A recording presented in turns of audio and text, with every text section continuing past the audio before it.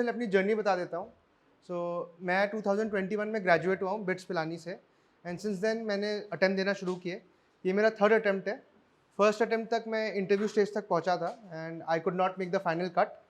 Second attempt में मेरा prelims qualify नहीं हुआ फिर, and the major obstacle was CSAT. तो मेरा एक नंबर से सी सैट छूट गया था सेकेंड अटेम्प्ट में, और फिर थर्ड अटेम्प्ट में फाइनली तीनों स्टेजेस क्लियर हो गए और फॉर्चुनेटली AIR 15 आ गया इस बार।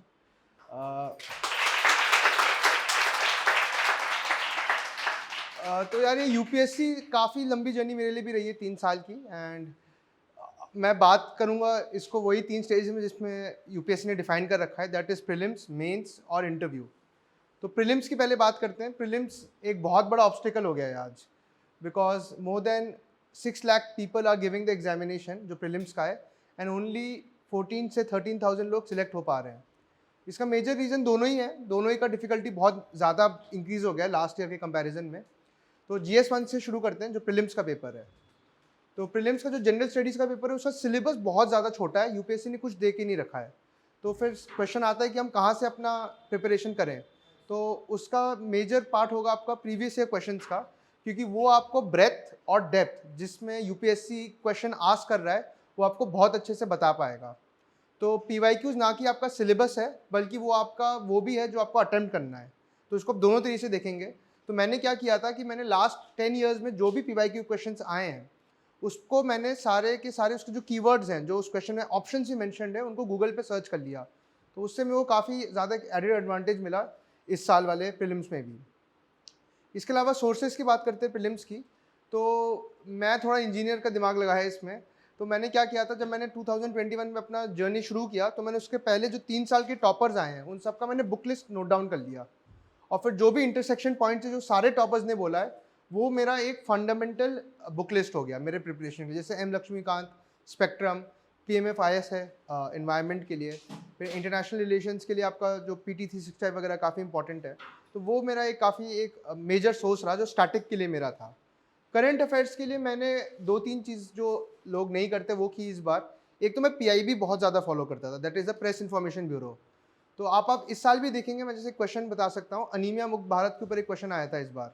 तो आप देखेंगे अगर PIB की वेबसाइट पे तो एग्जैक्ट क्वेश्चन वर्बैटिम उन्होंने PIB से उठाया है, और सिमिलर इसका और भी आप क्वेश्चन देख लेंगे। तो PIB मेरे ख्याल से काफ़ी इंपॉर्टेंट है। अपार्ट फ्रॉम दैट मैंने PT 365 फॉलो किया था विजन का, और इसके अलावा मैंने टेस्ट पे बहुत ज़्यादा फोकस किया। तो जब आप टेस्ट बहुत ज़्यादा देते हैं तो उसके 2 बेनिफिट्स हैं। एक तो आपका नॉलेज जो है वो अक्यूमुलेट होता रहता है, और सेकंड उसका बेनिफिट ये है कि आपका एग्जाम इंट्यूशन एक बिल्डअप हो जाता है, क्योंकि चाहे कोई भी बोले लेकिन उसको मेरे ख्याल से 30 से 35 ज़्यादा क्वेश्चन नहीं आते प्रीलिम्स में। तो आप जब ये देंगे क्वेश्चन पेपर ज़्यादा से ज़्यादा, तो जो 20-25 क्वेश्चन का ब्रिज है वो आपका डेवलप हो जाएगा। अब वो कैसे होगा? एडुकेटेड गेसिंग से, क्योंकि 50-50 पर ही आप आके रुक पाएंगे काफ़ी क्वेश्चंस में। उसके बाद क्या अटेम्प्ट करना है वो एक बहुत बड़ा कॉन्डम रहता है सबके दिमाग में। तो उसमें आपका एग्जाम का स्ट्रैटेजी बहुत मैटर करता है। तो आप जो भी स्ट्रैटेजी डेवलप करें, जब तक आप उसको एक्चुअली में अप्लाई नहीं करेंगे मॉक टेस्ट में, आपको उसका फ़ायदा नहीं होने वाला है। तो उस काम में मॉक टेस्ट काफ़ी फ़ायदा करते हैं आपका। और इसके अलावा प्रीलिम्स से मैंने एक चीज़ की थी, वो था मैंने क्वेश्चंस को बहुत एनालाइज़ किया था। तो अगर आप पास्ट ईयर के पेपर देखेंगे पिछले 10 साल के, तो यूपीएससी ने भले ओनली 1, ओनली 2, ओनली 3 कर दिया है, लेकिन उनका जो इंटेंशन है वो अभी भी सेम है। तो अगर आप पहले देखेंगे कभी सारे स्टेटमेंट्स करेक्ट नहीं होते, और इस साल भी कोई भी सारे स्टेटमेंट्स करेक्ट नहीं हुए। तो अगर मान लीजिए 4 स्टेटमेंट है और ओनली 1, ओनली 2, ओनली 3, ओनली 4 आ गया, तो आप एक सेफ बेट अज्यूम कर सकते हैं कि ओनली 4 तो नहीं होगा, और ये प्रोबेबिलिटी 8 से 9 क्वेश्चन में आपकी लग जाएगी। मैं ये नहीं बोल रहा 100% है, लेकिन 80% है, दिस वर्क्स। इसके अलावा मैंने एक और बहुत इंटरेस्टिंग चीज़ देखी, जब मैंने यूपीएससी के पास्ट ईयर क्वेश्चंस को एनालाइज किया, तो कुछ नंबर ऑफ स्टेटमेंट्स दिए हैं और जो ऑप्शन करेक्ट है उसमें भी एक बहुत बड़ा रिलेशन है। जैसे अगर 3 स्टेटमेंट दिए हुए हैं तो जनरली 2 करेक्ट होता है, अगर 5 स्टेटमेंट दिए हैं तो जनरली 3 करेक्ट होता है, और 6 स्टेटमेंट दिए हैं तो जनरली 4 करेक्ट होता है। ये यूपीएससी का हर साल सेम पैटर्न फॉलो हो रहा है। इसके अलावा एनवायरनमेंट में भी एक बहुत ही अच्छा पैटर्न है जो मैंने देखा। आपको अगर पता होगा 2021 में एक हेजॉग के ऊपर क्वेश्चन आया था शायद, अगर किसी ने दिया, तो उसमें 3 स्टेटमेंट्स थे और पूछा गया था which of the following animals curl up. तो उसमें सिर्फ 2 ऑप्शन करेक्ट थे। इस साल उन्होंने क्वेश्चन चेंज कर दिया, उन्होंने पूछा कौन से इन 3 एनिमल में नॉक्टर्नल एनिमल है। तो मुझे एक पता था और मैं फिर से 50-50 पे आ गया था ओनली 1 और ओनली 2 में। तब फिर मैंने देखा कि अगर 21 में 2 आंसर करेक्ट है तो शायद 23 में भी 2 ही करेक्ट होंगे, तो मैंने 2 करेक्ट मारा और फॉर्चुनेटली वो सही हो गया। इसके अलावा एक और है स्विचिंग का। तो हिस्ट्री में जनरली यूपीएससी ये करता है कि 4 स्टेटमेंट्स देता है, यहाँ पे 4 ऑथर्स के नाम है और यहाँ पे 4 बुक्स के नाम है, वो 2 बुक्स को स्विच कर देता है। तो अगर आपने आइडेंटिफाई कर लिया कौन सा स्विच किया है तो फिर आपको ओनली 2 करेक्ट ऑटोमेटिकली आ जाता है। तो ऐसे करके काफ़ी सारी ट्रिक्स एंड पैटर्न्स है जो आप प्रीलिम्स में देख सकते हैं और अपना स्कोर वो जो 20 क्वेश्चन है उसके ऊपर पहुंचा सकते हैं। सीसैट की बात करते हैं। सीसैट अब बहुत ज़्यादा टफ हो गया है। मैं तो एक बार खुद फेल कर चुका हूँ सीसैट, और इस बार भी मतलब 80s में ही स्कोर रहा है मेरा, तो बहुत ज़्यादा तो वो नहीं है। लेकिन सीसैट भी 3 पार्ट्स में डिवाइडेड है। पहला आपका होगा इंग्लिश, सेकंड होगा आपका मैथ्स और तीसरा होगा रीजनिंग, और तीनों के एकदम कंप्लीट डिफरेंट स्ट्रैटेजीज हैं। तो इंग्लिश के लिए तो मैंने क्या किया कि मैं कोई बीए इंग्लिश वगैरह में तो कहने, मैं इंजीनियर हूँ तो इंग्लिश का इंटरेक्शन मेरा कम ही रहा है, तो मैंने हिंदी पेपर पढ़ना बहुत शुरू किया। तो अगर आप न्यूज़पेपर पढ़ेंगे बहुत ज़्यादा तो उसके 2 फ़ायदे हैं। पहला तो ये कि आपको नॉलेज मिल रही है जो करंट अफेयर्स में पूछा जा रहा है। दूसरा ये कि आपका फ्लेयर आ जाता है इंग्लिश पढ़ने का और लिखने का, वो बहुत इंपॉर्टेंट हो गया है सीसैट के पेपर में। इसके अलावा मैंने अब देखा है कैट के क्वेश्चन भी अब रिपीट होने लगे हैं सीसैट में, तो वहाँ भी आप देख सकते हैं। दूसरा मैथ्स का है। मैथ्स भी इस बार उन्होंने काफ़ी स्क्यू कर दिया एक पर्टिकुलर टॉपिक जो पीएनसी है, परम्यूटेशन एंड कॉम्बिनेशन। तो मैं तो इस बार जब रिजल्ट के पहले मैं भी सीसैट की तैयारी दोबारा कर रहा था, क्योंकि पता तो था नहीं क्या आने वाला है। तो मैं सीसैट में अब 12th की मैं अपनी जेई की जो मैथ्स है वो पढ़ने लगा था 11th-12th का, तो वो आप पीएनसी उसमें काफ़ी इजीली कर सकते हैं, प्लस आप कैट के क्वेश्चन भी प्रैक्टिस कर सकते हैं इसमें। तीसरा रीजनिंग का पार्ट है। तो रीजनिंग में कुछ फिक्स सेट ऑफ क्वेश्चन हैं, वेन डायग्राम के आएंगे, प्रॉफिट एंड लॉस और ये सारी चीज़ें। तो आप पीवाईक्यू देख सकते हैं और कैट का पेपर है वो आप देख सकते हैं अगर आपके पास टाइम परमिट करे, लेकिन ये सब चीज़ें बाद में करनी है, पहले आपको पीवाईक्यूज करने हैं। अब यूपीएससी का भी मैंने देखा है सीसैट के पेपर में भी कुछ पैटर्न फिक्स्ड है। जैसे आप देखेंगे इस साल एक आया था कि एक सीरीज दे दी थी उन्होंने और ऑड वन आउट पूछा था। शायद इसमें 91 एक ऑड वन आउट था क्योंकि वो प्राइम नंबर नहीं था और बाकी सारे प्राइम नंबर थे। तो ये 91 नंबर यूपीएससी को बहुत प्यारा है, ये पहले भी 91 नंबर पूछ चुका है। तो आपको ऐसे कुछ कुछ चीज़ें आइडेंटिफाई करनी पड़ेंगी जो हर साल रिपीट होती हैं और सीसैट में भी रिपीट हो रही हैं, चाहे वो आपका कॉम्प्रिहेंशन हो। तो सीसैट का जो क्वान्टिटेटिव रीजनिंग का पार्ट है वो आप कंबाइन कर सकते हैं। थोड़ा बहुत कैट का देख लीजिए, थोड़ा बहुत आप जो पीवाईक्यूज है वो देख लीजिए और कंबाइन करके करिए। तो सीसैट में तो यही बोलूँगा, प्रैक्टिस बहुत इंपॉर्टेंट है और थोड़ा फ्लेक्सिबल माइंडसेट के साथ जाइए। तो इस बार भी क्या हुआ, मैंने काफ़ी प्रिपरेशन किया फिर से सीसैट का, लेकिन मैथ्स इतनी ज़्यादा टफ थी इस बार कि पहले आधे घंटे में मेरे से 3 या 4 क्वेश्चन हुए। तो मुझे तो एग्जाम में लगने लगा कि सीसैट गया इस बार भी। तो फिर मैंने सोचा कि अब मैं इंग्लिश का एक बार देख लेता हूँ कि क्या टफ है कि नहीं है। तो इंग्लिश फॉर्चुनेटली इस बार ईजी आ गई थी, तो आपने इंग्लिश के आप क्वेश्चन आइडेंटिफाई कर लीजिए और फिर वो सॉल्व कर लीजिए।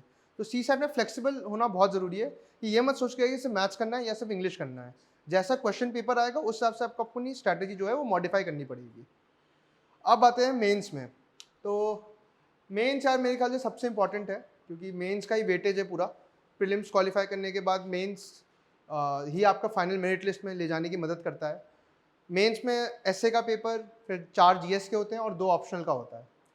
एसए का यार मेरा थोड़ा जर्नी अप्स एंड डाउन्स वाला रहा है। फर्स्ट अटेम्प्ट में जब मैंने दिया था तो मैंने इंटरप्रिटेशन गलत कर लिया था। तो मेरे को अभी भी याद है, टॉपिक था hand that rocks the cradle rules the world 21 का, और ये मदरहुड पे बेसिकली टॉपिक है। मैंने पूरे ऐसे लिखा सिवाय मदरहुड के ऊपर। तो मुझे लगा इंटरप्रिटेशन मेरा गलत हो गया, इस वजह से काफ़ी मेरा स्कोर हिट लिया और मेरे 101 मार्क्स ही आए उसमें।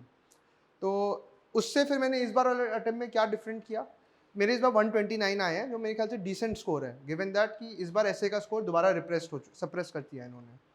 तो आप इस पर क्या कर सकते हो ऐसे में, एक तो मैंने जैसे पहले बोला इंग्लिश पढ़ना आपको आना चाहिए अगर आपको अच्छा लिखना है तो इंग्लिश पढ़ने के लिए वही न्यूज़पेपर हो गया। इसके अलावा मैं डॉक्यूमेंट्रीज़ बहुत देखता था, चाहे वो टेड टॉक्स हो, चाहे वो टेड एक्स वाले टॉक्स हों, चाहे वो इंटरनेशनल इंग्लिश न्यूज़पेपर चैनल्स हों जैसे अल जज़ीरा वगैरह हो गया। तो वो सब काफ़ी मदद करती है वो वोकेबलरी डेवलप करने में, जो आपको एक अच्छा ऐसे लिखने में ज़रूरत है और वो वाकई में रिक्वायरमेंट है। लोग बोलते हैं कि बहुत रोजी लैंग्वेज नहीं होना चाहिए, लेकिन इसका मतलब ये नहीं कि बहुत बेसिक लैंग्वेज होना चाहिए। तो आपको एक बैलेंस, जैसे आप एक्सप्रेस में पढ़ते हैं हिंदू का तो तब भी थोड़ा ज़्यादा कॉम्प्लिकेटेड है लैंग्वेज, लेकिन एक्सप्रेस की लैंग्वेज बहुत अच्छी है। तो आप एक्सप्रेस का जैसे न्यूज़पेपर देखते हैं वैसा कुछ आपका होना चाहिए लैंग्वेज, ताकि आप अच्छा परफॉर्म कर पाएँ ऐसे में। तो उसको डेवलप करने के लिए अगर आप 1 साल कंटिन्यूसली पेपर पढ़ रहे हैं तो मेरे ख्याल से वो आप लैंग्वेज ज़रूर डेवलप कर पाएंगे। इसके अलावा मैंने क्या किया था, मैंने लास्ट 10 साल के भी पेपर निकाले क्योंकि इस बार मेरी इंटरप्रिटेशन की गलती हुई थी। तो मैंने लास्ट 10 साल के ऐसे पेपर निकाले, हर एक साल में 8 टॉपिक आते हैं। तो अगर आपने 80 टॉपिक जो है अच्छे से ब्रेनस्टॉर्म कर लिया तो आपको पता है कि क्या इंटेंशन है यूपीएससी एग्जामिनर का, तो आप उसी के विद इन कन्फाइंस आप सोचना शुरू करते हैं। और मैंने 2-3 टॉपर्स की कॉपी बहुत ज़्यादा रिलाई किया ऐसे के लिए। एक तो अनुदीप दुरीशेट्टी सर है, उनका जो ऐसे का टेम्पलेट है वो बहुत ही ज़्यादा easy to understand and easy to write है। इसके अलावा दिव्या शक्ति मैम है, उनका भी मैंने ऐसे फॉलो किया। और गौतमी विवेकानंदी सर है जो 2022 में हाईएस्ट थे, तो उनका भी बहुत अच्छा टेम्पलेट है। तो ये तीनों टेम्पलेट्स को मैंने देख के खुद का एक टेम्पलेट बनाने की कोशिश की और ऐसे का पेपर हो गया। तो ऐसे का पेपर ऐसे हुआ। GS1 फिर एक अलग ही डायनेमिक पेपर है, GS1 और GS2। तो जनरल स्टडीज़ में इस बार मेरे 92 नंबर आए और स्कोर के हिसाब से ठीक स्कोर है, बहुत ज़्यादा मैं अबव एवरेज नहीं कहूँगा। लेकिन GS2 में मैंने हमेशा सोचा है कि ज्योग्राफी एक चीज़ है जो आपको बचा सकता है। हिस्ट्री में आप जेनरिक आंसर लिख सकते हो तभी मार्क्स शायद मिल जाए, लेकिन ज्योग्राफी में अगर आपने मैप्स वगैरह नहीं बनाए तो मार्क्स मिलना बहुत ज़्यादा दिक्कत में हो जाता है। तो मैंने इस बार करीब 8 से 10 मैप्स बनाए होंगे GS1 के पेपर में। इसके अलावा जो सोसाइटी के क्वेश्चंस हैं उसमें आपका जो डायनेमिसिटी वो दिखाना चाहिए। जैसे इस बार सुसाइड के ऊपर क्वेश्चन आया था कि why are suicide increasing in India, या चाइल्ड कटलिंग के ऊपर क्वेश्चन आया था। तो अब ये बिल्कुल मेन स्ट्रीम क्वेश्चन नहीं आ रहे जैसे पहले आते थे। अब आपको यहाँ पे अपना नॉलेज अप्लाई करना पड़ेगा। उसमें भी एक तो न्यूज़पेपर्स काम में आता है और दूसरा ये है कि आपको उन सोसाइटी वाले क्वेश्चंस में आपको सोशोलॉजिस्ट की लैंग्वेज थोड़ी बहुत यूज़ करने की आप कोशिश करिए। तो कुछ टर्म्स जो सोशोलॉजी के ऑप्शनल में आप वो यूज़ कर सकते हैं। ज्योग्राफी में आया तो अब ज्योग्राफी के कुछ जो टर्म्स हैं, जैसे फ्रंट्स हो गया, साइक्लोन का क्वेश्चन अगर आ गया तो, या फिर आपका लैंडफॉर्म्स का क्वेश्चन है तो जो भी डिफरेंट टाइप्स ऑफ लैंडफॉर्म है। इस बार फ्योर्ड का क्वेश्चन आया था एक, तो ग्लेशियल मेल्टिंग, ग्लेशिएशन, ये सारे पीरियड्स जो हैं ये आपको पता होना चाहिए। अगर आपने ये आंसर में लिखे हैं तो आपका आंसर इंप्रूव हो जाएगा। तो जिस तरह का जिस सब्जेक्ट का क्वेश्चन है उस सब्जेक्ट की आपको लैंग्वेज ट्राई करनी चाहिए, तो उससे आपका स्कोर इंप्रूव होने के बहुत चांसेस हैं।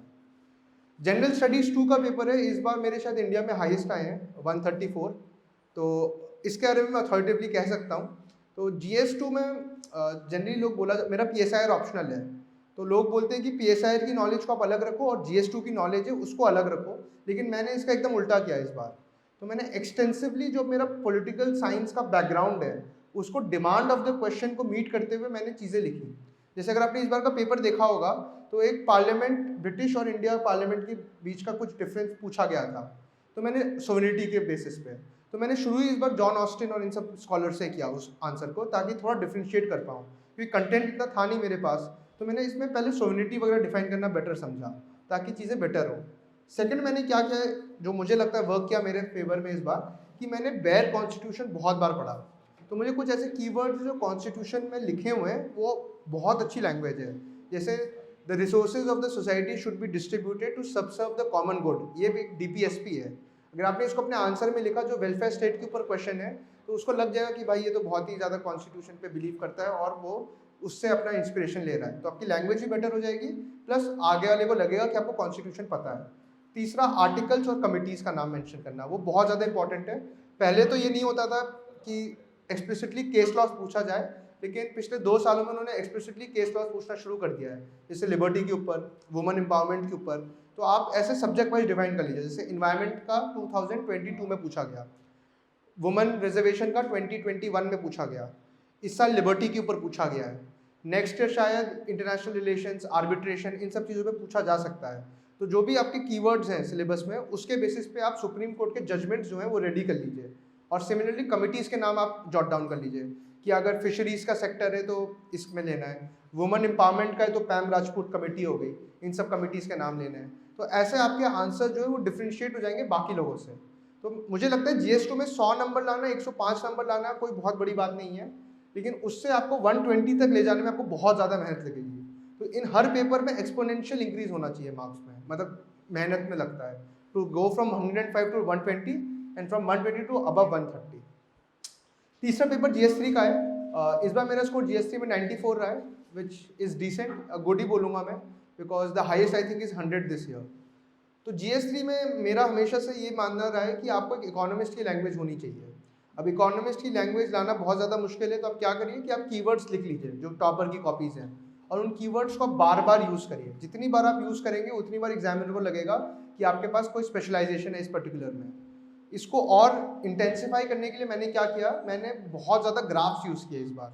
तो कोई भी क्वेश्चन इकोनॉमी का आता है तो आप ग्राफ्स, लोग डायग्राम जनरली बना लेते हैं लेकिन ग्राफ्स वगैरह पे इतना फोकस नहीं करते हैं। अब ग्राफ्स का एक फ़ायदा है कि आपको एक तो विजुअल रिप्रेजेंटेशन दे रहे हैं, और सेकंड फ़ायदा ये कि आप बहुत सारे फैक्ट्स को एक छोटी सी जगह में रिप्रेजेंट कर पा रहे हैं, और थोड़ा मोनोटनी भी खत्म होता है पेपर में अगर ग्राफ वगैरह आपके पेपर में बनाओ तो ये 2-3 चीज़ें मुझे लगता है इसमें इंपॉर्टेंट है। इसके अलावा इकोनॉमिक सर्वे और बजट, ये दोनों बहुत ज़्यादा इंपॉर्टेंट है।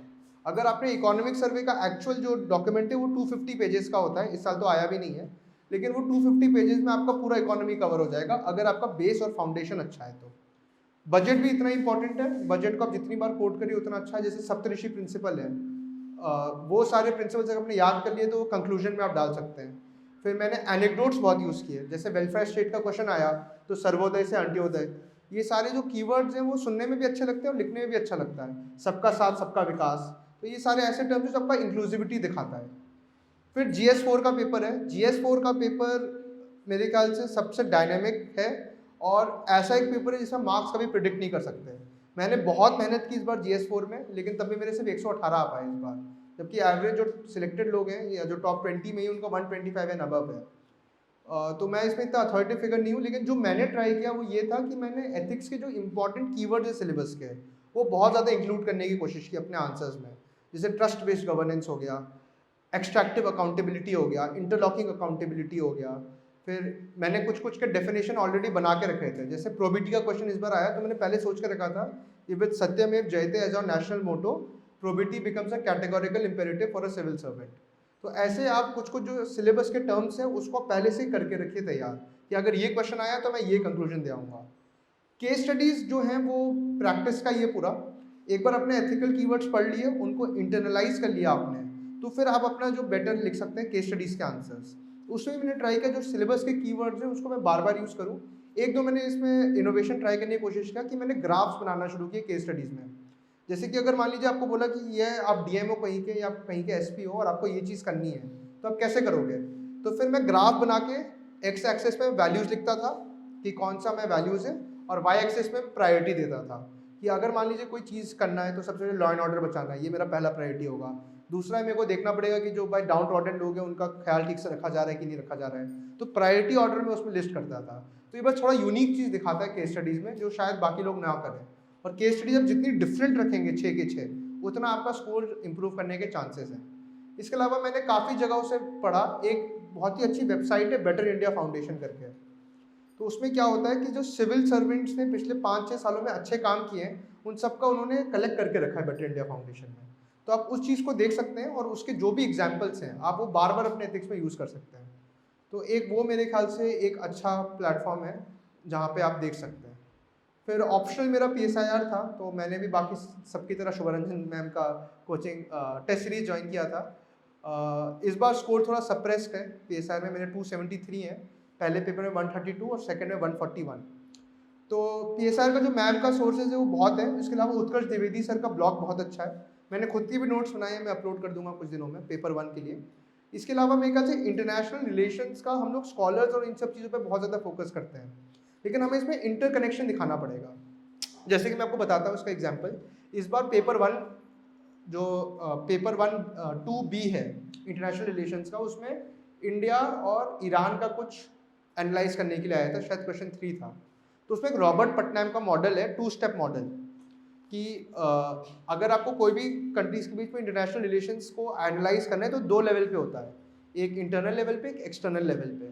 तो वैसे मैं कुछ कुछ ट्राई करता था कि मैं एक फ्रेमवर्क दे पाऊँ जिसके बेसिस पे अपना आंसर्स को एनालाइज कर पाऊँ।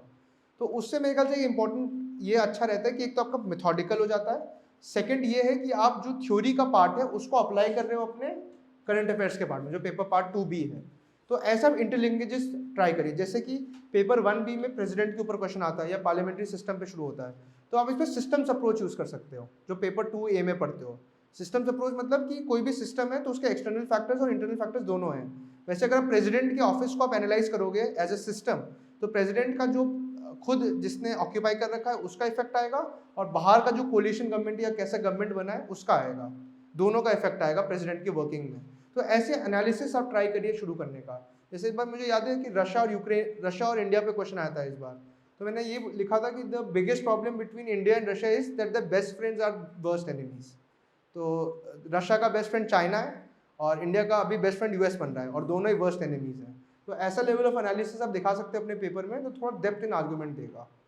तो बाकी सोर्सेज वगैरह है वो मैं आगे अपने उसमें चैनल में शेयर कर दूंगा, लेकिन मेरे ख्याल से ये सब बेसिक चीज़ें हैं। और ये सब चीज़ें तो मैं आपको रिसोर्सेज बता दी थोड़ी बहुत, लेकिन मेरे ख्याल से सबसे इंपॉर्टेंट है वो है आंसर राइटिंग। तो मैंने टोटल इस बार करीब 100 मेंस के टेस्ट लिखे होंगे पिछले 3 सालों में, और स्पेसिफिकली इस बार प्रीलिम्स और मेंस के बीच में I wrote more than 45 tests of mains. तो वो तो उसमें होता क्या, पहले ज़्यादा लगता है लेकिन 2-3 टेस्ट के बाद वो कंटेंट रिपीट होने लगता है।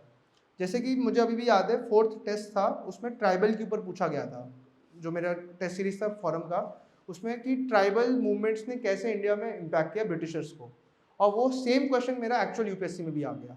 तो ऐसे करके आपके हिट कर जाते हैं बहुत सारे क्वेश्चंस। प्लस क्योंकि मैं ऑलरेडी ये लिख चुका हूँ तो मैं फाइनली भी इसको उसी तरह लिख पाऊंगा, तो ऑलरेडी प्रिपेयर्ड है, तो वहाँ मैं 1-2 मिनट जो बचा पाऊंगा उसको मैं किसी और चीज़ पे इन्वेस्ट कर पाऊंगा। तो ऐसी चीज़ें थी। दूसरा मैंने एक चीज़ ट्राई किया था इस बार GS2 में कोट्स बहुत यूज़ करने का। जैसे एक कमेटी सिस्टम पे क्वेश्चन आया था इस बार, तो मैंने बोल दिया Congress in parliament is Congress in show, Congress in committee is Congress at work. तो ऐसे, और कमेटी सिस्टम पे क्वेश्चन था। फिर एक लॉर्ड ब्राइस, एक इंडिपेंडेंस ऑफ जुडिशरी पे क्वेश्चन था। तो the test of good governance is an independent judiciary, ये लॉर्ड ब्राइस का कोट है। तो ऐसे मैंने कोट्स ट्राई किए यूज़ करना अपने GS2 में।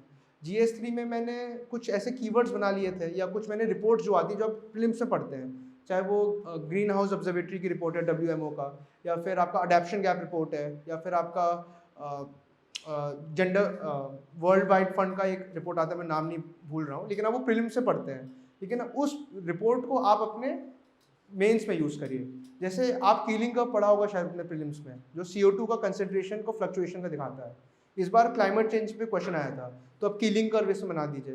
तो जब प्रीलिम्स में करंट अफेयर्स का डेटा पढ़ते हैं वो आप मेंस में यूज़ करते हैं, मेंस तक भी आप उसमें बहुत आसानी से यूज़ कर सकते हैं। तो आपको प्रिपरेशन स्ट्रैटेजी वैसी रखनी है, और आप फिर जितने टेस्ट देंगे तो उतना आप प्रीलिम्स का कंटेंट अपने मेंस में आप रिप्रोड्यूस कर पाएंगे। तो मुझे लगता है प्रैक्टिस ही है जो मेंस का आंसर राइटिंग को इम्प्रूव कर सकता है। मैंने बहुत प्रैक्टिस की थी, तो इस फॉर्चुनेटली मेरा जो पहला टाइम में 770 स्कोर था वो इस बार 840 हो गया मेंस में। तो मेरे ख्याल से अगर आप प्रैक्टिस करेंगे तो आपका स्कोर बहुत इंप्रूव होता है। और मेंस सबसे सर्टेन स्टेज है तीनों स्टेजेस में, प्रीलिम्स, इंटरव्यू और मेंस में। अगर आपका मेंस में पकड़ अच्छा है और आपने अपने मेंस को इंटरव्यू प्रूफ बना दिया कि इंटरव्यू सिर्फ आपका कैडर डिसाइड करेगा या सर्विस डिसाइड करेगी, तो आप फिर अपना चैन की नींद ले पाएंगे, नहीं तो इंटरव्यू भी बहुत ज़्यादा डाइसी स्टेज है। तो यही मेरी कुछ स्ट्रैटेजी थी, बाकी मैं और आगे भी रिसोर्सेज शेयर करता रहूँगा। कुछ आप लोग को अगर पूछना है तो प्लीज़ पूछिए। Yes, sir. Thank you, sir, for your all-round cooperation and information. Sir, I want to know, the thing is that what are the things should not be done? You said all the things it should be done, it should be done. What the things should not be done for the preparation and at the time of prelims? Because prelims is another 15 days, 50 days is left. So please guide us. पहली बात तो मैं ये कहूँगा, पहला step कि अगर आप कोई ऐसा मटेरियल उठा रहे हैं जिसका आप रिवीजन नहीं कर सकते हैं तो उस मटेरियल को मत उठाइए। सिर्फ वही मटेरियल पढ़िए जिसका आप रिवीजन कर पाएंगे, क्योंकि रिवीजन इज़ द की। मुझे पहले ही सर ने बोल दिया था कि if you are not able to read it again, don't read it at all. तो ये तभी हो पाएगा जब आपने अपने रिसोर्सेज रिस्ट्रिक्ट कर रखा है। तो एक बार जैसे मैंने आपको पहले बताया था कि ग्राफ बना लीजिए, और जो इंटरसेक्शन पॉइंट्स हैं सारे टॉपर की आंसर्स कॉपीज़ का, कि इन्होंने ये सजेस्ट किया, इन्होंने ये सजेस्ट किया, उसके बाद अपने सोर्सेज को मत चेंज करिए, चाहे कोई कुछ भी बोलता रहे, क्योंकि किसी को नहीं पता कि क्या इसका रीज़न हो सकता है। दूसरा मैं प्रीलिम्स में बोलूँगा कि आप फ्लो में ज़्यादा मत आइए। प्रीलिम्स एक कि होता है ना कि 80 क्वेश्चन अटैम्प्ट किए, अब ये भी हो जाएगा, ये भी हो जाएगा, उस चक्कर में आपने 90 क्वेश्चन अटैम्प्ट कर लिए जब आपको पता ज़्यादा नहीं था। तो आप गेसिंग तो बिल्कुल मत करिए उसमें। अगर आप 50-50 तक नहीं पहुँचे हैं तो बहुत ही बड़ा ब्लंडर होगा अगर आपने गेस करना शुरू कर दिया तो वो एक जनरली टेंडेंसी रहती है कि आप एक पॉइंट के बाद गेस करते हैं। तो हर एक चीज़ का, जैसे ब्यूरोक्रेट में बोला जाता है, कोई भी डिसीजन लोगे आप वो एविडेंस बेस्ड होना चाहिए, वैसे ही आपका प्रीलिम्स होना चाहिए। अगर आप कोई भी ऑप्शन टिक कर रहे हैं तो आपके माइंड में कोई ना कोई थॉट होना चाहिए, बिना थॉट के कभी कुछ मत टिक करिए, क्योंकि वो नेगेटिव ज़रूर होगा फिर। अब अगर आपका मान लीजिए कोई थॉट प्रोसेस है और जो रैशनल है, जैसे मैंने बोला कि आप पिछले आपने मान लीजिए PY को एनालाइज किया और आपको पता है कि 4 में से जनरली 2 करेक्ट हैं, अभी एक रैशनैलिटी है, अब आपने 5 क्वेश्चन इसी फॉर्मेट में अटेम्प्ट किए, तो हो सकता है आपका 2 शायद सही हो जाए और 3 भले ही गलत हो जाए, लेकिन आप तभी पॉजिटिव में आ जाएंगे। और अगर आपने रैंडम तुक्का मारना शुरू कर दिया कि 5 में किसी में 3 कर दिया, किसी में 4 कर दिया, तो फिर मैथ्स इज अगेंस्ट यू और मैथ्स हमेशा जीतता है। तो एक मेरा ये रहेगा कि हमेशा गेस जो करेंगे वो एडुकेटेड होना चाहिए और एविडेंस बेस्ड होना चाहिए। तीसरा मैं बोलूँगा कि अभी जो प्रीलिम्स का बहुत सारे मटेरियल, मतलब बहुत सारे टेस्ट आ गए हैं, तो आप टेस्ट जितना ज़्यादा दे सके उतना दीजिए और उस पर एक फिक्स स्ट्रैटेजी अभी से डेवलप कर लीजिए आप लोग कि मैं यही स्ट्रैटेजी जो है वो फाइनल पेपर में फॉलो करूँगा। वो बहुत ज़्यादा इंपॉर्टेंट है। अगर आपने एक बार स्ट्रैटेजी बना ली अपनी अच्छी और आपने उसको बार बार अगले 15-20 टेस्ट में अच्छे से प्रैक्टिस कर लिया, तो एग्जामिनेशन डे में एक तो एंग्जाइटी नहीं रहेगी आपको, जो सबसे बड़ा मेरे ख्याल से ऑब्स्टेकल है एग्जामिनेशन में, कि लोग बहुत ज़्यादा नर्वस हो जाते हैं असली दिन में। तो वो तभी हटेगा जब आपने एक स्ट्रैटेजी बनाई और उसको प्रैक्टिस किया है। दूसरा, जब आपने एक स्ट्रैटेजी बनाई और उसको प्रैक्टिस किया, तो आपका इंट्यूशन जो है वो बढ़ता रहेगा। तो मैं हमेशा ये कहता हूँ कि ये जो प्रीलिम्स का पेपर है, नॉलेज बेस्ड बचा ही नहीं है, अब ये विजडम का खेल है। तो आपको नॉलेज को अप्लाई करना आना चाहिए पेपर में, और वो तभी होगा जब आप प्रैक्टिस कर पाएंगे इसको। मेरे ख्याल से ये 3 चीज़ें जो आपको याद रखनी चाहिए। सर मेरा क्वेश्चन है कि मेंस की स्ट्रेटजी आपने बता दी कि आंसर राइटिंग ऐसे करें, ये सारी चीज़ें कोड करें, लेकिन मेंस की note making itself is a big hurdle. तो उसके रिगार्डिंग कुछ बताइए कि नोट्स कैसे हम अपने पेपर वाइज और सब्जेक्ट वाइज प्रिपेयर करें। देखो, ये बहुत ही अच्छा क्वेश्चन है ये। मैंने अपने जीवन में कभी नोट्स नहीं बनाए। तो मैं क्या करता था, मैंने जैसे बोला, मैंने बहुत पेपर लिखे, मैंने करीब 75-80 टेस्ट लिखे होंगे। तो मैं अपने टेस्ट को नोट्स बना लेता था। तो मैं क्या करता हूँ, जैसे MGP का प्रोग्राम जिसमें मैंने इनरोल किया था, और भी सर के यहाँ भी होंगे, उन्होंने पूरे अपने साल को उन्होंने टेस्ट वाइज डिस्ट्रीब्यूट कर दिया था कि जो पूरा सिलेबस है। जैसे GS1 में मान लीजिए 12 टॉपिक्स हैं, तो पहले टेस्ट में 3 टॉपिक, दूसरे में 3, तीसरे में 3, ऐसे करके। अब उन 3 टॉपिक्स के एक पेपर 10 क्वेश्चन का बनता है, ठीक है। आपने वो 3 टॉपिक बहुत अच्छे से पढ़े और फिर आप उसका टेस्ट दे दीजिए, ठीक है। जब आप उसका टेस्ट देंगे तो अपना बेस्ट लिखेंगे उसमें, फिर अपनी वैल्यूएशन के लिए भेजा, इवैल्यूएशन का कुछ कमेंट्स आएंगे, फिर आप अपना मॉडल आंसर देखेंगे, उसमें कुछ एडिशन करेंगे। तो अगर आपने ऐसे करके पूरे सिलेबस में टेस्ट दे दिया, तो 80-90 टेस्ट दे चुके होंगे आप लास्ट तक, और उसमें आपने अपना बेस्ट लिखा होगा, वो भी आंसर राइटिंग फॉर्मेट में, जिसमें आपने डेटा, फैक्ट सब कुछ इंक्लूड किया होगा। तो मैं तो एक बार लिख लेता था, इवैल्यूएट कराता था, फिर मॉडल आंसर देखता था, मॉडल आंसर से जो भी मुझे एक्स्ट्रा कंटेंट मिलता था मैं उसी आंसर के आसपास लिख लेता था, और फिर मैं उसी को बार बार पढ़ता था आंसर राइटिंग, आंसर फॉर्मेट में।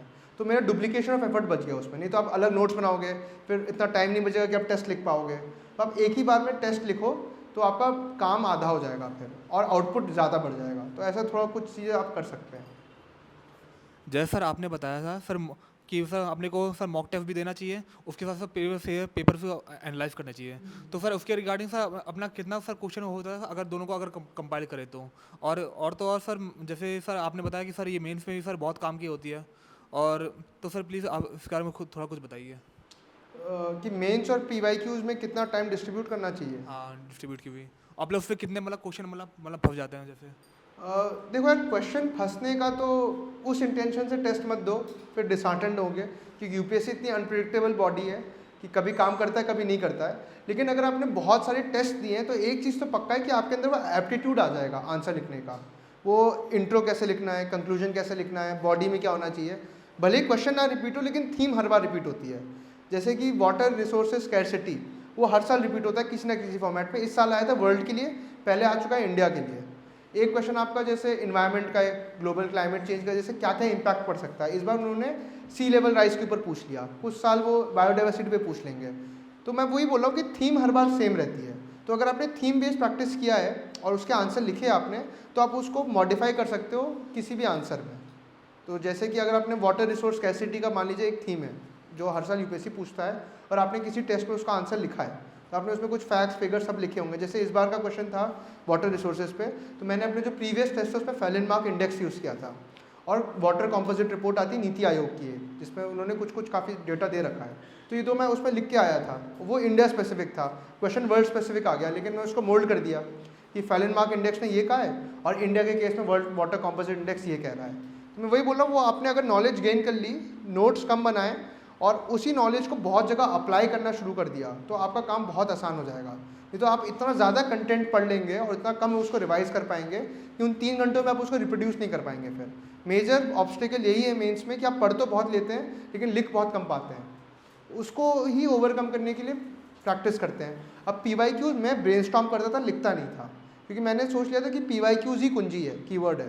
तो मैं मान लीजिए कोई PYQ है, उसको मैंने एक A4 साइज शीट में लिखा, 2 पेज का होता था, उस पूरे में जो भी मुझे कंटेंट मिला उसके बारे में गूगल से सर्च करके या खुद रिसर्च करके उस एक पेज में लिख देता था। वो मेरा एक ये ब्रेनस्टॉर्म हो जाता था। और मेंस को मैं फॉर प्रैक्टिस यूज़ करता था। तो PYQs को आप अपना सिलेबस बिल्डिंग के लिए यूज़ करिए और मेंस के जो प्रैक्टिस टेस्ट है उसको आप प्रैक्टिस के लिए यूज़ करिए। और सर एक और सवाल पूछना था sir related to interview. Sir आपसे सर डेप्थ में आपसे क्या क्या पूछा गया था, और सर उसके अलावा सर और क्या क्या पूछा गया था आपसे इंटरव्यू में, प्लीज बताइए। इंटरव्यू जो है वो काफ़ी डाइसी है। लास्ट टाइम मेरे को 160 मिले थे, इस बार 193 मिले। तो इस बार मेरा इंटरव्यू तो काफ़ी ज़्यादा ऐसा था कि मेरा फर्स्ट डे ही पड़ गया था 2 जनवरी को।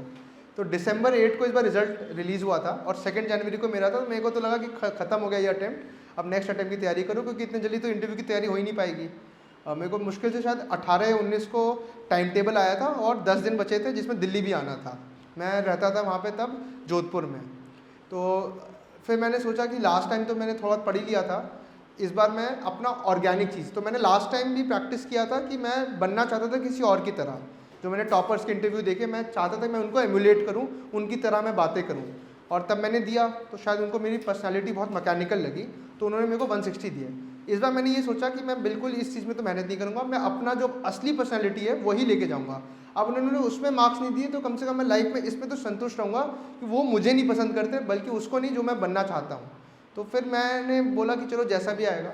इस बार मेरा इंटरव्यू का एक्सपीरियंस भी काफ़ी अच्छा रहा, बहुत एनालिटिकल क्वेश्चन पूछे। तो अभी भी याद है, स्वच्छ भारत अभियान और जल जीवन मिशन के बारे में हम लोगों का डिस्कशन हो रहा था बोर्ड मेंबर्स में। तो उसमें मैंने ट्विन पिट लैट्रिन सिस्टम का यूज़ किया, जो स्वच्छ भारत अभियान का मॉडल टॉयलेट सिस्टम है। तो सर ने मुझसे पूछा फिर उस समय कि तुम इतना ट्विन पिट लैट्रिन सिस्टम की बात कर रहे हो, बताओ एक बार तुम ट्विन पिट लैट्रिन सिस्टम में फ्लश करोगे तो कितना पानी आएगा। और मैंने सोचा UPSC का एग्ज़ाम चल रहा है कि यूटिलिटीज़ का एग्जामिनेशन। तो वहाँ पे शायद वो प्रेजेंस ऑफ माइंड चेक कर रहे थे। मैं वही बोला हूँ कि ऐसे बड़े अनप्रिडिक्टेबल क्वेश्चन आते हैं। लास्ट टाइम मुझे याद है, मैंने कुकिंग लिख के गया था मैं अपने डैफ में, तो उन्होंने मेरे से एवोकाडो पे ही पूरा पूछ दिया और मैंने एवोकाडो ज़िंदगी में भी नहीं देखा। मैंने सर को बोला सर आई डोंट नो, लेकिन बोला नहीं नहीं इसके बारे में बताओ, और बताओ, ये बताओ। मैंने बोला सर ठीक है, मुझे इतना ही पता है, मैं क्या करूँ अब इसमें। तो वही बोला हूँ कि इंटरव्यू बड़ा ही डाइसी रहता है, कभी आपके में वर्क करता है, कभी आपके में वर्क नहीं करता। मेरे में वर्क किया तब भी मुझे नहीं पता क्या वर्क किया। शायद मैं कल इंटरव्यू देता तो शायद कुछ और नंबर आ जाते। तो आप मेंस को इतना स्ट्रॉन्ग कर लो कि इंटरव्यू की ज़रूरत ही ना पड़े। और सर एक सर रिलेटेड सर इकोनॉमिक्स से सवाल पूछना है। जैसे सर लोग बोलते हैं सर इकोनॉमिक्स के लिए सर मृणाल सर को लोग ज़्यादा सर बाइबल मांगते हैं, तो क्या सर आपके अकॉर्डिंग सर क्या ये सही है गलत है? नहीं बिल्कुल सही है। मृणाल सर का 1000+ पन्नों का हैंडआउट है और वो काफ़ी कॉम्प्रिहेंसिव है, लेकिन बाइबल तो नहीं कहूँगा मैं उसको। वो एक अच्छा रिसोर्स हो सकता है आपका फाउंडेशन के लिए, लेकिन वो एक्स्ट्रा एज पाने के लिए आपको खुद मेहनत बहुत करनी पड़ेगी। तो मैंने मृणाल सर के नोट्स तो पढ़ता था प्रीलिम्स के लिए, फिर मैंने मेंस के लिए क्या किया, मैंने करंट अफेयर प्रोग्राम ज्वाइन किया था दिपिन सर का, फॉरम IAS में। वो बहुत अच्छा है, वो आप कर सकते हैं। इसके अलावा इकोनॉमिक सर्वे और बजट आप पढ़ के जाइए। अब अगर आप केयरफुली एनालाइज करेंगे तो इकोनॉमिक सर्वे के क्वेश्चन हर साल रिपीट होते हैं किसी ना किसी फॉर्मेट में। जैसे कि 2021 का पेपर बताता हूँ, उसमें वी शेप रिकवरी के बारे में बात की गई थी, एक क्वेश्चन आया था, अगर आपने पढ़ा हो तो वी शेप रिकवरी उस साल इकोनॉमिक सर्वे का एक चैप्टर ही था पूरा। उन्होंने डिफरेंट टाइप्स ऑफ रिकवरी दिखाई थी कोविड के बाद। इस साल अनएम्प्लॉयमेंट पे बहुत बड़े क्वेश्चन आए, तो उसके 2 रीज़न थे। एक तो प्रणब सेन कमेटी का कॉन्स्टिट्यूशन किया गया है गवर्नमेंट ऑफ इंडिया के द्वारा स्टैटिस्टिक्स के जो सिस्टम है उसको रिवाइज करने के लिए, और दूसरा इकोनॉमिक सर्वे ने बोला है कि जो अनएम्प्लॉयमेंट का डेटा है वो फैक्चुअली इनकरेक्ट है, वो पूरी रियलिटी नहीं दिखाता, और वो क्वेश्चन डायरेक्टली इस बार आ गया। तो मैं बोला इकोनॉमिक सर्वे के जो चैप्टर के नाम बस आप उतना ही पढ़ लीजिए तो आपको पता चल जाएगा, और उसमें अगर आपको लगता है कि ये कोई UPSC से रिलेटेड है तो आप उसको और इन डेप्थ में पढ़ लीजिए। अब आप इकोनॉमिक सर्वे देखेंगे तो उसका एग्जीक्यूटिव समरी आता है हर चैप्टर के फर्स्ट पेज में, 1-2 पैराग्राफ। जैसे योजना किसी ने पढ़ी है तो उसमें आप देखे होंगे कि एग्जीक्यूटिव समरी आता है, आप उतना ही पढ़ लीजिए, उसमें इतने कीवर्ड्स हैं कि आपका आंसर बहुत अच्छा हो जाएगा। वैसे इकोनॉमिक सर्वे में भी है। इसके अलावा आप हिंदू के या इंडियन एक्सप्रेस के आर्टिकल हैं, हमें इंटरव्यू में जब मैंने दिया तो कहा जाता कि मिंट भी अच्छा पेपर है, लेकिन मैंने इतना फॉलो नहीं किया, मैंने तो एक्सप्रेस वगैरह फॉलो किया। इसके अलावा मेन 360 अभी आप पढ़ सकते हैं, उसका भी इकोनॉमी का कंटेंट अच्छा है। इन शॉर्ट आपको इकोनॉमी में बहुत डेटा, बहुत ज़्यादा कमेटी के नाम, रिपोर्ट्स के नाम, ये सब बहुत जितना यूज़ करेंगे उतना अच्छा आपका नंबर मिलेंगे। ठीक है। फिर एक और सवाल पूछना था सर रिलेटेड टू सर, आज जैसे आपने बताया सर इन्वायरमेंट के लिए सर PMF IAS की किताब मतलब बेस्ट मानी जाती है। बहुत लोग तो सर कहते हैं कि सर शंकर IAS भी सर इसके लिए बहुत बेस्ट है। तो sir related to sir geography भी मैं पूछ ही लेता हूँ। तो सर क्या ज्योग्राफी के लिए सर PMF IAS की किताब सही है, फिर सर NCERT से काम चल जाएगा? देखो यार, NCERT मेरे ख्याल से बहुत कॉम्प्लिकेटेड लैंग्वेज में लिखी गई है, तो वो समझने में थोड़ी मुश्किल होती है। तो आप PMF IAS से शुरू कर सकते हैं, वो आपको एक बेसिक अंडरस्टैंडिंग दे देगा। इसके बाद आप NCERT पढ़ लीजिए। मेरे ख्याल से क्लास 6 से है, लेकिन अगर किसी ने ठीक ठाक पढ़ा है और पता है कि भाई भारत में कौन सी नदियाँ कहाँ बहती हैं, तो आप 6 से मत शुरू करिए, फिर क्लास 10 से शुरू कर सकते हैं। इसके अलावा GC लॉन्ग बहुत अच्छी बुक है यार। GC लॉन्ग के क्वेश्चन हर बार मतलब फंस ही जाते हैं। जैसे इस बार फ्यूड्स का क्वेश्चन आया था, तो मैंने तो GC लॉन्ग पढ़ी नहीं थी, लेकिन मैं आप लोगों को बोला क्योंकि मैंने गलती की। मैंने तो ये वीडियो गेम पे देखा था, जैसे असैसिन्स क्रीड करके वीडियो गेम है वेलहल्ला करके, तो उसमें बार बार फ्यूड चलाते रहते हैं वो लोग, तो मुझे वहाँ से पता चला। तो कहाँ की नॉलेज कहाँ यूज है किसी को नहीं पता, लेकिन NCERT, GC लॉन्ग और मेरे ख्याल से PMF IAS, ये 3 चीज़ें आपने कर ली तो आपका बेस बहुत अच्छा हो जाएगा ज्योग्राफी के लिए, और आप फिर कोई भी क्वेश्चन को टैकल कर सकते हैं। इसके अलावा मैपिंग भी प्रीलिम्स के लिए करते हैं, तो मैंने सुदर्शन गुर्जर सर के नोट्स देखे थे, तो वो भी काफ़ी अच्छे हैं, तो वो भी आप रेफ़र कर सकते हैं।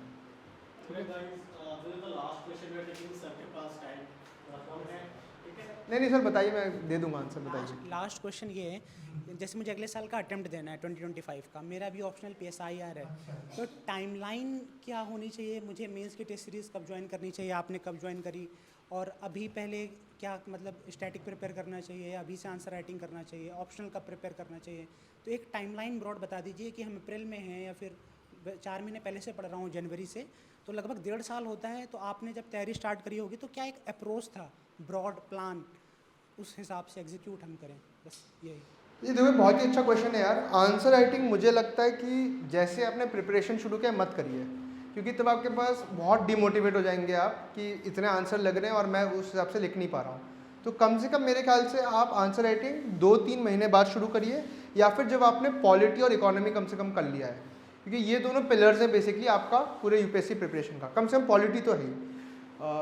एक बार आपने 3 महीने पढ़ लिया, थोड़ा बेसिक चीज़ें, फाउंडेशन आपका बिल्ड हो गया, उसके बाद सीधे आप आंसर राइटिंग मत शुरू करिए। आप टॉपर की आंसर कॉपी देखिए कि ये मेरे से एक्सपेक्टेड है, कि ये मेरा गोल्ड स्टैंडर्ड है, मुझे यहाँ तक पहुँचना है। फिर आप उसका लिखना शुरू करिए, और अपना आप जो पैरामीटर है वो टॉपर को मत उस समय रखिए, आप अपने आप को रखिए बस, कि भाई आज मैंने ऐसा आंसर लिखा, 26 आज का डेट है, 22 अप्रैल को मैंने ऐसा लिखा, तो 22 मई को मैं कैसा आंसर लिख रहा हूँ, वही आपका पैरामीटर होना चाहिए पहले 2-3 महीनों में। एक बार अपने ये 6 महीने हो गए, तब तक आपका ब्रॉड अंडरस्टैंडिंग आपकी आ जाती है, फाउंडेशन कोर्स के काफ़ी चीज़ें कवर हो जाती हैं आपकी। उसके बाद आप मेरे ख्याल से अगस्त या फिर सितंबर में आप शुरू कर सकते हैं आंसर राइटिंग 3-4 महीनों के लिए प्रॉपर। कोई अच्छी कोचिंग ज्वाइन करिए, जैसे मैंने MGP शुरू किया था, MGP का कोर्स मैंने लिया था जुलाई वाला, तो आप भी जुलाई वाला या अगस्त वाला ले सकते हैं, और 4-5 महीने आपके जो है वो आप आंसर राइटिंग में पूरा फोकस करिए। जनवरी मिडिल 15 तक आप आंसर राइटिंग में फोकस कर सकते हैं। अब पॉलिटिकल साइंस का जैसे ऑप्शनल की आप बात कर रहे हैं, तो PSIR में यार देखो बहुत बड़ा सिलेबस है PSIR का, काफ़ी चीज़ें हैं, तो मैंने तो लेकिन बहुत काम भी आता है। जैसे मैंने GS2 कभी नहीं पढ़ा ज़िंदगी में, मैंने सिर्फ PSIR पढ़ा, और उससे मेरा GS2 ऑटोमेटिकली कवर हो गया था। और मैम का जब आंसर लिखवाती हैं तो वो आंसर फॉर्मेट में लिखवाती है, क्वेश्चन आंसर फॉर्मेट में, या आप कोई भी कोचिंग लेंगे तो वो क्वेश्चन आंसर फॉर्मेट में करते हैं, क्योंकि PSIR में ऐसा है कि हर साल क्वेश्चन रिपीट होते हैं, कोई भी ऑप्शनल में। तो आप क्या करिए, एक बार आपका फाउंडेशन हो गया, उसके बाद ही आप उसमें आंसर राइटिंग शुरू करिए, ठीक है। अब बहुत पहले करिए, या फिर जैसे उसमें टॉपिक्स खत्म हो गए, आपने 2 बार रिवाइज कर लिया, फिर आंसर राइटिंग आप शुरू करिए। पहली बार के लिखने के बाद मत शुरू करिए। और हमेशा आंसर राइटिंग डायरेक्टेड होनी चाहिए। आप ऐसे ही कुछ लिख के आएंगे तो आपको गलत दिशा में भटक जाएंगे।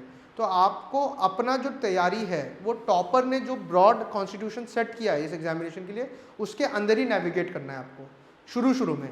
एक बार आप कंफर्टेबल हो गए, आपको पता है कैसे आंसर लिखना है, क्या डिमांड है, क्या UPSC एक्सपेक्ट कर रहा है, फिर आप अपना उसमें मेजर ट्वीक्स या माइनर ट्वीक्स कर सकते हैं अपने प्रिपरेशन के अकॉर्डिंग। लेकिन आंसर राइटिंग बहुत ही समझदारी से शुरू करिएगा, और मेरा कहना तो यही है कि 2-3 महीने के बाद ही शुरू करिए जो आपने टॉपिक पढ़ना शुरू किया है उसका, ठीक है। Thank you.